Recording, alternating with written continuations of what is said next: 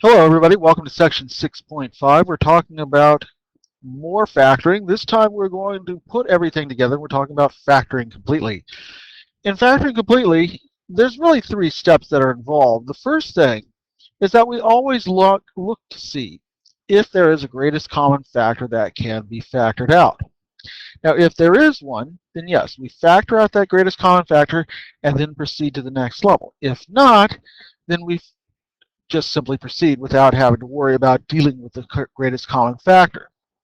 Now, once we've taken out that greatest common factor, our next issue is determining whether or not our polynomial has 2 terms, 3 terms, 4 terms, or more, and what particular method would be appropriate. We recall that we talked about special forms, which are the difference of 2 squares, or the sum or difference of 2 cubes. If we have 2 terms, we look to see if we have one of these. If it has 3 terms, then we might use this special form for factoring our trinomial, or simply use the grouping number method as appropriate. So we have a couple of choices right here for factoring trinomials. Finally, if the polynomial has 4 terms, hopefully we can use factoring by grouping. So let's take a look at some examples here, and we want to make sure we want to write out our factorization completely. So in each of the following examples, we're asked to factor completely. So the first step is to look to see if there is a greatest common factor. So in our first example, x to the 4th minus 8x, there is indeed a greatest common factor, and that is x. So in our first step, we should write out the factored form with the greatest common factor, x times, in this case, x cubed minus 8. All right, well, now we might note that this leftover binomial, 2 terms, is a difference of 2 cubes, x cubed and 2 cubed. So if we factor that using our terms, we're going to determine what kind of polynomial it is, and we're going to write out our complete factorization right here. So we're going to take x, but this time we're going to multiply it by our binomial factor of our difference of 2 cubes. Recall, that would be x minus 2, that is the cube root of the first term minus the cube root of the second term, times, and now we have a trinomial that's not factorable, the square of our first term x, so that's x squared, plus, we change the sign, right? Same sign, opposite sign. Change the sign, the first term times the second term, so plus 2x, plus the square of our last term, too, so it's going to be plus 4. This would be our complete factorization right here. There is no more that we could do, so we would stop right here, and this is completely factored. Let's take a look at our next one right here. We've got x cubed plus x squared minus x minus 4. Well, right now, there is no greatest common factor, right? So there's no GCF. But we will note that this is the kind of polynomial with 4 terms that we could factor by grouping. And if we look at our first 2 terms, we've got x cubed minus x squared, and we would note that that contains a common factor of x squared, leaving us with x minus 1. Well, how about the second 2 terms? We have minus 4x minus 4, and we might note there that we can factor out of minus 4 from both of those terms. Sorry, that's a plus up here. I better be careful. Plus. Thank you for catching that. All right, 4, and that leaves us with what? X plus 1, because negative 4 times positive 1 is negative 4. And now we see that there is a common factor here that we can remove, and that is the x plus 1.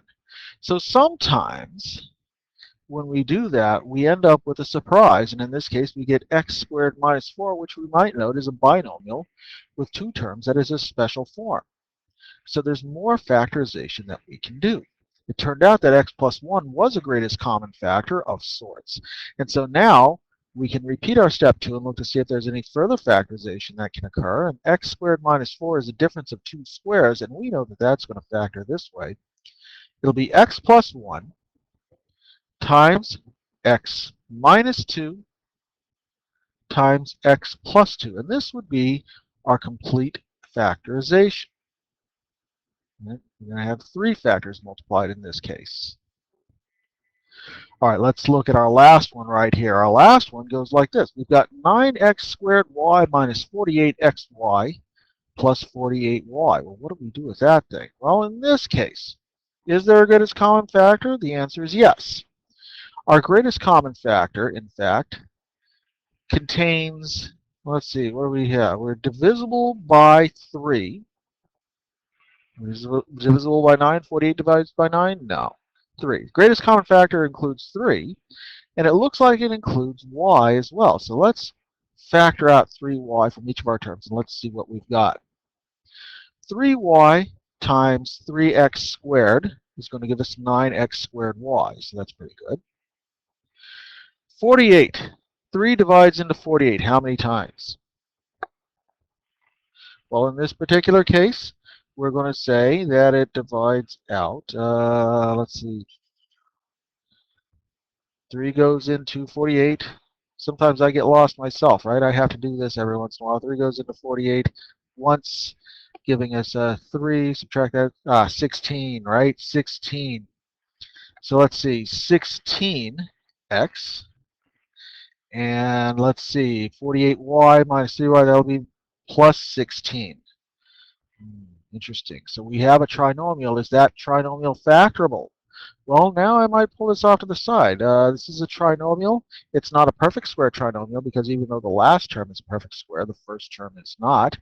So what do we do? Well, I'm going to use my factoring by grouping. I'm going to say, well, if I take 3 times 16, I know I get 48 again because, well, that's what I just got it from. But I need a pair of numbers whose product is 48, but whose sum is negative 16.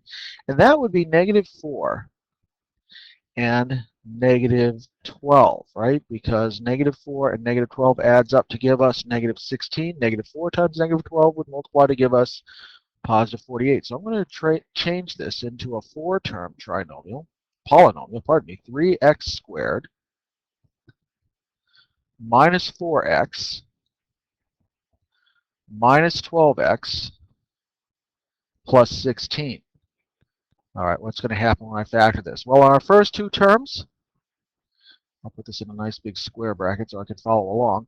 I can factor out x, leaving me with the quantity 3x minus 4. How about the next one? Well, let's see. 12 and 16, they both share a 4, but in this case, I'm going to make it x minus 4. 4 times 3 gives me 12x. 4 times negative 4 times negative 4 gives me positive 16. There we go. So looks like I've got 3y times the quantity, 3x minus 4, times x minus 4 as the complete factorization of our polynomial. Okay, more coming up in the next video.